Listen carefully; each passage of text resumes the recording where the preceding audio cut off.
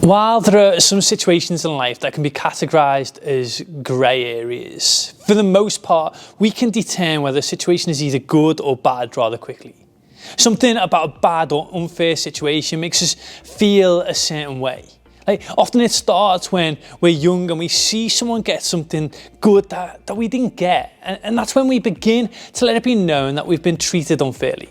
Like when a sibling gets a toy or a sweet that we didn't get, or when a friend gets to turn their homework in late, but the other friend gets a sanction for it being late. But sometimes unfair situations can be way more serious and have even worse consequences.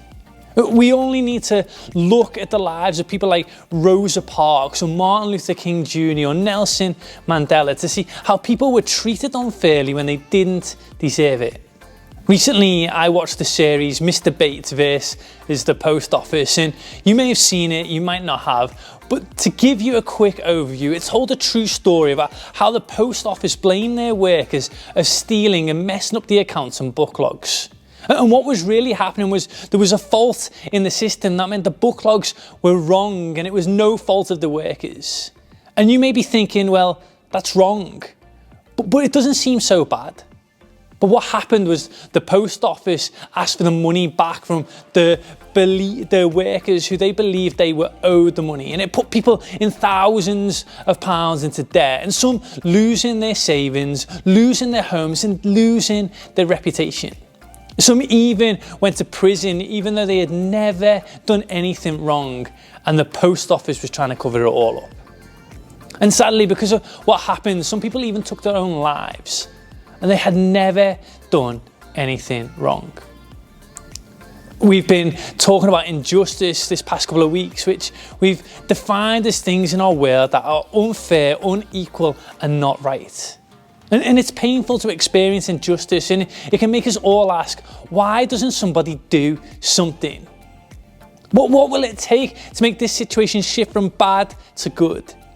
And it's even worse when injustice is ongoing and systemic and it's constant. And last week we talked about how God sees and cares about what's happening. God is implicitly against injustice, and part of following Jesus means we care about things He cares about. And what if that we care about enough to actually help us shift the situation from bad to good? And maybe you hear that and think, that's great. But what am I supposed to do about it? And when you look at the world and you see how many things aren't fair or cause people harm, it can be really overwhelming. And we see people who've been victims of injustice like racism, oppression, discrimination, or prejudice. And maybe you yourself have had to deal with those things in your own life. And if you've ever felt that way, you may show up each week and wonder, how do I handle this when it's happening to me, not just around me? Or maybe others of you are thinking, that's just not me. That's not my story. And I get that too. But as a caring community, when one of us suffers, we all suffer. And this is a good opportunity for you to hear what injustice feels like to someone in your community who's experienced it. That's why I want to challenge you to lean in and practice what we talked about in our first week about being curious. So if you're experiencing injustice or have experienced injustice, what do you do?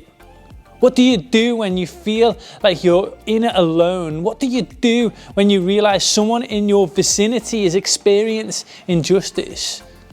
And with that in mind, I want to tell you a story about three friends and what happened to them. Around 600 BC, there was a Babylonian king named Nebuchadnezzar, who was really powerful. He'd conquered and captured all the people of Israel, and one day he built a giant golden statue that stood 90 foot tall, and he ordered everyone to bow down and worship the statue whenever they heard certain music play. And if anyone chose not to do as ordered, they would be thrown into a blazing fire. And one of the authors of the Old Testament, Daniel, wrote that there were 3 Jewish men who had been captured, named Shadrach, Meshach, and Abednego. And they were worshippers of God, and they refused to bow down to the statue. And you could probably guess that the king wasn't thrilled by this news. And he actually ordered Shadrach, Meshach, and Abednego to be brought to him. And he gave them one more chance to bow down and worship the statue when the music played. Or he was going to throw these three people into a blazing fire. And they knew it wasn't right for someone to force them into worship of anything other than God. And they believed that God could rescue them. But even if God didn't, they still didn't want to turn from their devotion to God. Like, what incredible faith, like what an incredible example of courage for us. So of course the king was in full rage mode now, and he'd ordered the fire to be turned up 7 times hotter than usual.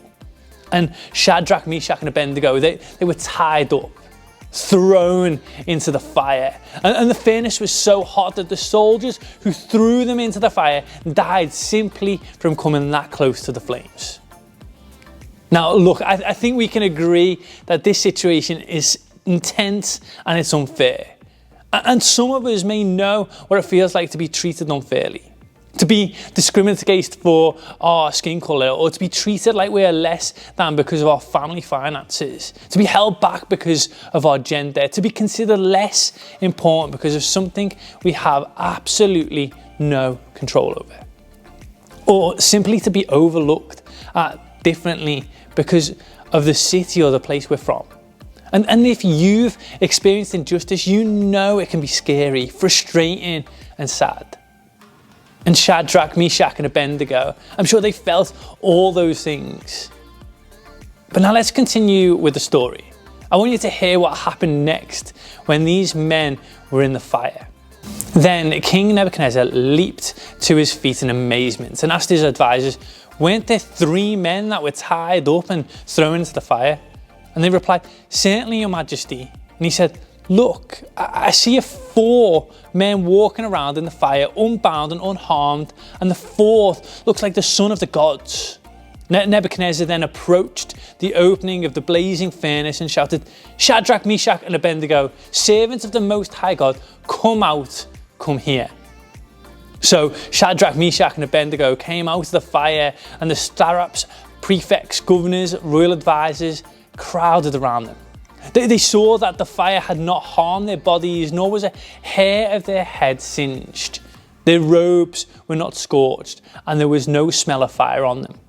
Now, there are many Bible scholars and researchers who have opinions about this story and who was that 4th man in the fire was.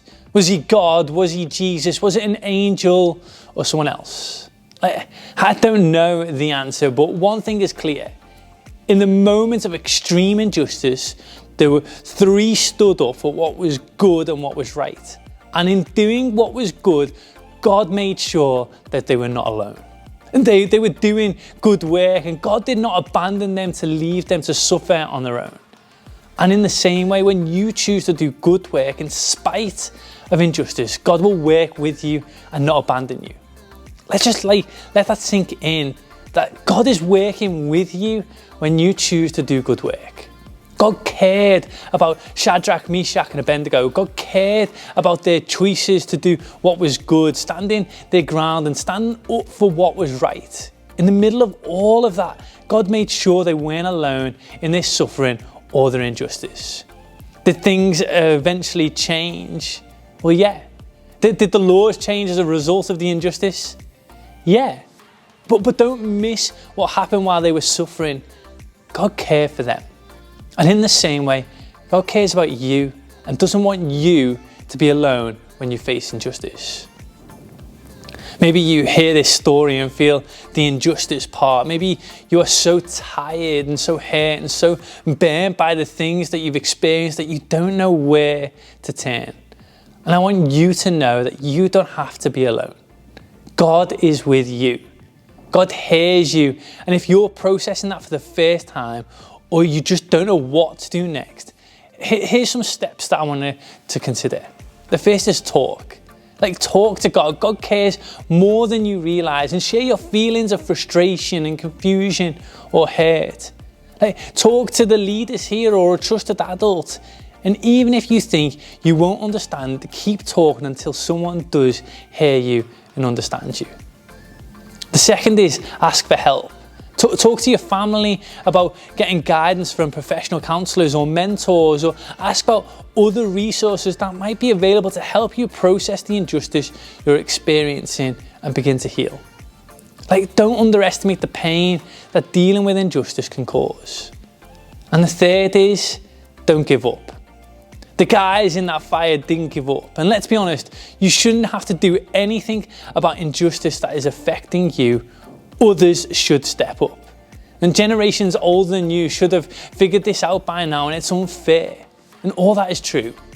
But at the same time, it's important to come out on the other side of injustice healthy and safe. So keep on moving and don't give up. Some of what you may have heard this story today, and you've just read it and thought, I haven't really experienced injustice. Does that mean I'm like the evil king who caused the injustice?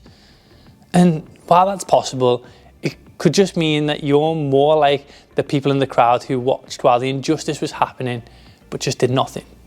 And sometimes we participate in unjust situations by allowing them to happen while we watch. Maybe you don't throw people into a fire, but maybe you laugh along when you hear a racist joke, or listen to music that degrades women, or maybe you watch people get bullied for what they're wearing or what they look like, or even because of a disability, but you don't say anything. And if that's you, you can talk to God about that too. In Psalm 139, the writer is humble and vulnerable and asks God the most open question. He says, see if there is any offensive way in me. Maybe you should start there. Ask God to help you see ways that you've participated in injustice. And this is so important because the truth is, some people you care about most, your friends from school or people here in church, have been on the receiving end of injustice. And maybe for the first time you see it differently and you care differently because of how it affects them. Let it become personal to you. It's painful when injustice happens, but you don't have to do the work alone. God is working with you when you choose to do good work. Not only is God with you, but so are the people in church and in this small group. And that's why we have this group to begin with. We want you to have a group of people who are for you. And we want you to have a group of people who listen to you, pray with you and learn from you and cheer for you.